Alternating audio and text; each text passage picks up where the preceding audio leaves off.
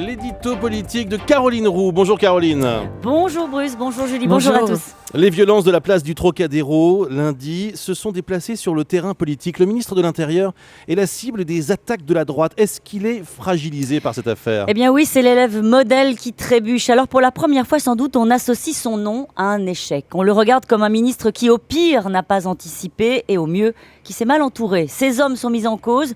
C'est le cas du préfet de police qui est aujourd'hui à la place du fusible. Mais tout en haut de la chaîne de responsabilité, c'est le ministre qui encaisse. Car quelles que soient les difficultés à anticiper la bêtise et la violence gratuite, personne ne pouvait ignorer l'histoire d'un club de supporters tellement habitué aux sorties de route.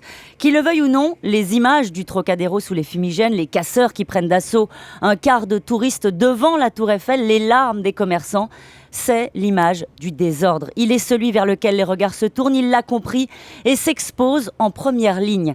Le réel est dans le poste, disait souvent le gourou de la com, Jacques Pilan à François Mitterrand. Et cette fois-ci, le réel, c'est la violence au cœur de Paris. Elle fait oublier dans la seconde la communication au cordeau du ministre sur les résultats des zones de sécurité prioritaires. La droite va même jusqu'à demander sa démission. Oui, alors c'est ce qui le sauve, Manuel Valls. Les excès de l'opposition qui ne mesure pas sa charge, qui oublie qu'avant de condamner le ministre de l'Intérieur, elle doit condamner les casseurs. Néanmoins, Manuel Valls se retrouve associé au procès en amateurisme qui l'avait épargné jusque-là.